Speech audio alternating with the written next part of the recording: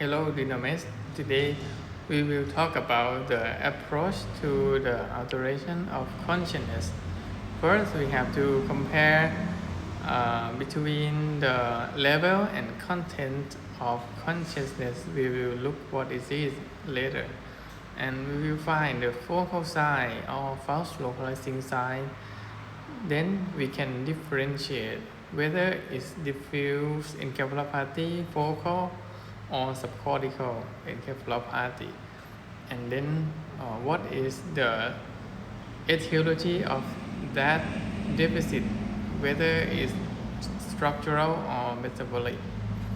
Uh, First one, then we will plan for imaging, CSF analysis, or blood test. First, we have to know what is the level of consciousness. Level is from the mesopontine tegmentum, and then it project to bilateral thalamus and then through the cerebral cortex. We categorize the level of conscious is are the alert, drowsy, lethargic, stupor, or coma. Or simply we can use the Getco coma score, but it is in the surgical department. Next, we will have to know what is the content of consciousness. Content of consciousness is the sum of cerebral cortex function. It is a cognitive function. It have six domain, which is motor domain, mood, and motor, mood, and memory, visual, spatial, language, and executive function. Okay. The content of consciousness. This is the main six domain, no, seven domain of content of consciousness. And when we know what is the level and what is the content, we will compare them. If it is proportional impairment between the level and conscious, it is diffuse encephalopathy. What do I mean the proportion? Example, if the patient has inattention disorientation, this is mild content of conscious impairment. The patient will have the same level of conscious impairment, which is the drowsy or lethargic, but not coma.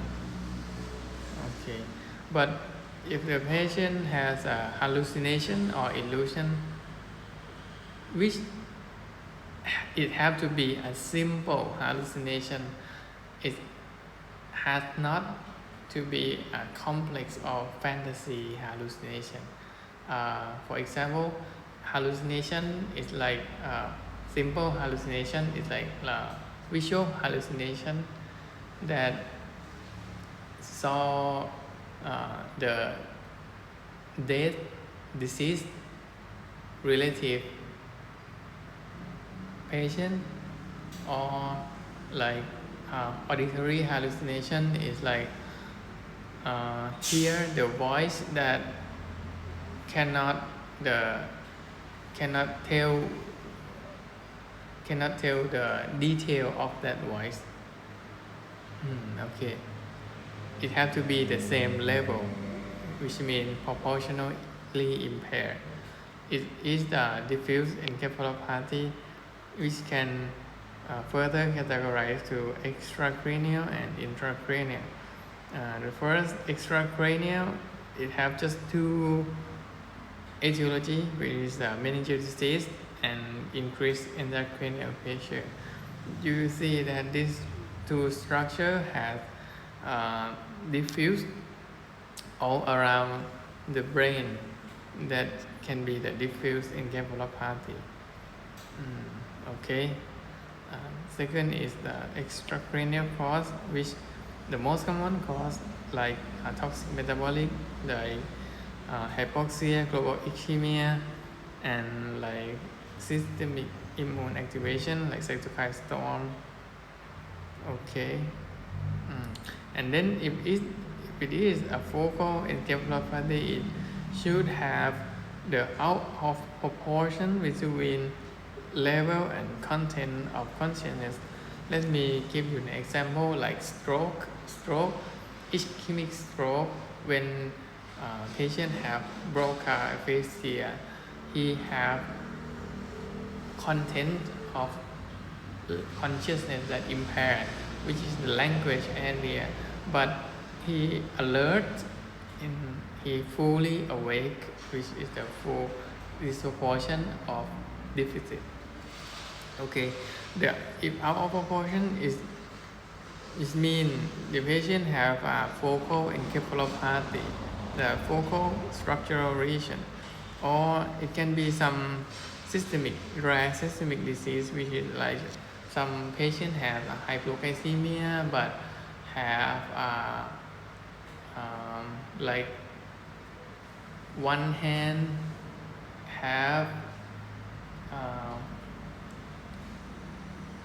hemibalism, something, and vitamin deficiency.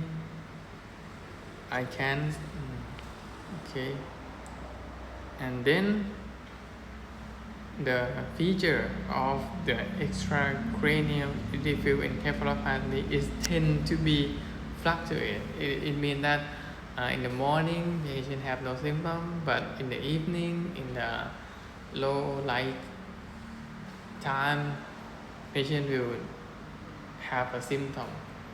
Okay, it's fluctuation. But intracranial is not fluctuate, and usually it progressive.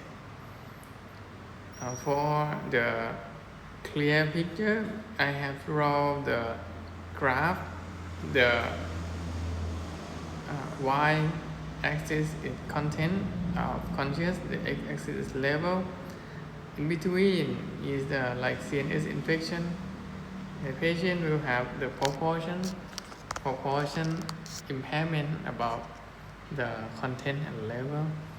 The next is narcolepsy or stroke that target on the bilateral or target at the mesopontine tegmentum, which is the brainstem that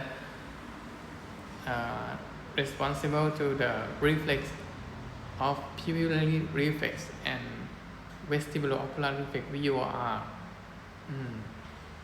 or narcolepsy, or stroke that not otherwise that cause that stroke that not at the thalamus or mesopontine tegmentum.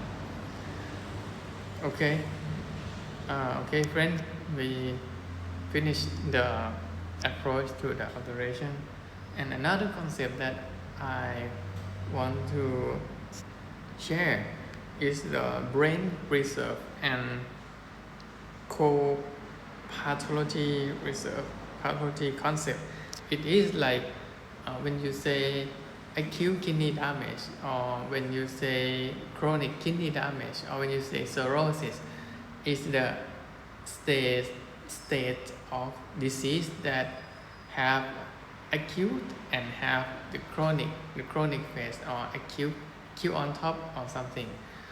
Brain also have some like acute on top chronic disease of brain, but we have no the lab that usually tell us which brain is ongoing damage or not. It's not like the creatinine, it's not like the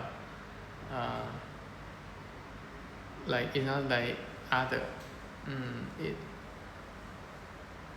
It can, we can know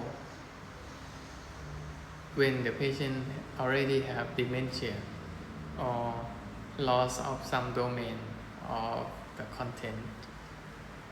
But brain reserve and co-pathology is we will have. Then I will show you that sometimes dementia may irreversible. Dementia is like a brain delirium. Delirium is may irreversible. Delirium is like acute brain damage. If it is on top on the demented patient, that means it's like a kind of CKD. It may turn to ESRD. So in this case, it is may turn to the end-stage brain damage, which is the demented patient. Okay.